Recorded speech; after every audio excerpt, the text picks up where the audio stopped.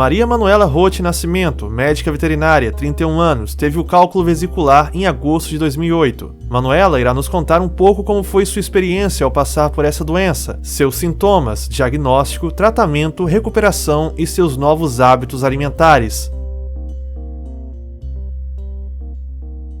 Bom, em agosto de 2008, numa noite, eu comecei a sentir uma dor muito forte na região do diafragma, mais ou menos um pouco abaixo dos seios, e eu não estava conseguindo achar uma posição para dormir.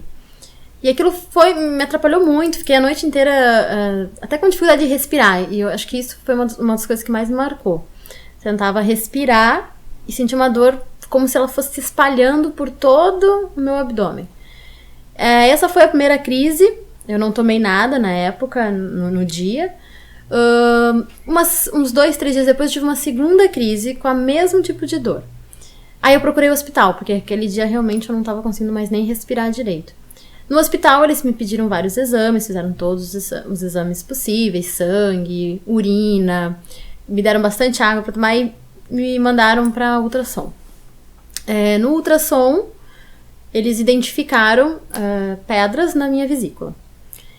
Eu fiquei assustada porque quando eles foram me encaminhar para o médico, eles já me encaminharam automaticamente para o cirurgião. Aí na conversa, o que foi dito foi que eu tinha pedras na vesícula e que o meu único tratamento seria cirúrgico, né? Perguntaram o grau da dor, quais eram os graus, né, de dor que eu sentia. E eles fizeram, o médico inclusive fez o seguinte comentário: quando você sentir que não consegue mais lidar com essa dor, a gente faz a cirurgia. Nas semanas seguintes dessas 2 primeiras crises, eu tive crises cada vez mais recorrentes. Acabei decidindo por fazer a cirurgia e menos de 3 meses depois eu retirei completamente a vesícula, porque realmente não tinha condições de ficar com aquelas dores. Na curiosidade, para saber o que causa, né, as pedras na vesícula, o médico comentou comigo que isso era causa genética. Porque a minha preocupação era que isso tivesse a ver com alimentação, né, alguma atividade, algum estilo de vida que eu pudesse ter causado isso. E ele disse que não, que isso era genético e não era muito comum em mulheres da minha idade, porque na época eu tinha 24 para 25 anos.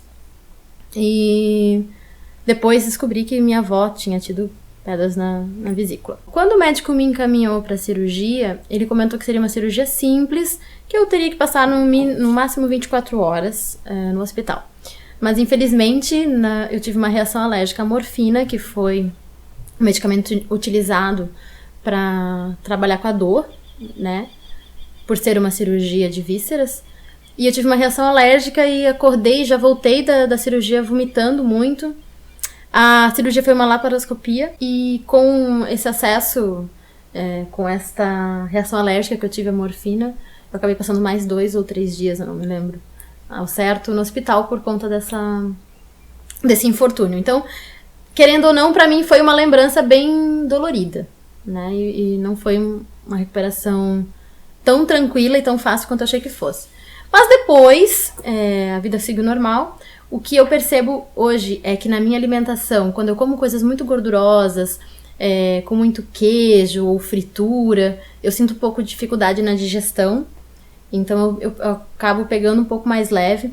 O médico não deu nenhuma nutrição especial, somente aquela logo após a cirurgia para uma recuperação mais rápida. Mas assim, não pediu que eu tivesse nenhuma alteração na minha alimentação. Mas com o tempo eu comecei a perceber que se eu comesse coisas gordurosas eu sentia uma dificuldade maior de digestão. Então hoje eu penso 2 vezes antes de comer uma fritura ou um excesso de queijo, alguma coisa, para não ter incômodo, desconforto na minha digestão.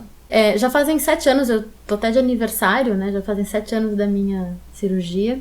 E eu faço periodicamente, a cada 6 meses, acompanhamento de triglicerídeos, colesterol, enfim, todos os outros exames. Até por questões de saúde e por outros motivos, mas nunca teve nenhuma alteração. Bom, então eu venho fazendo os exames periódicos, até porque eu tenho interesse em engravidar. E eu até perguntei pra minha médica se isso teria alguma modificação na minha vida, ou se isso teria alguma influência numa possível gravidez. E ela disse que não, que é tranquilo, que tudo que uma grávida passa pode passar sem a vesícula. Hoje, Manuela tem uma vida normal, porém sua saúde requer alguns cuidados, como fazer atividades físicas, manter sua alimentação saudável, fazer exames regulares para checar os níveis de colesterol e triglicerídeos. Consulte seu médico ou procure o posto de saúde mais próximo da sua casa se os sintomas dolorosos de cálculo biliar se manifestarem e, especialmente, se forem seguidos de febre, náuseas e vômitos.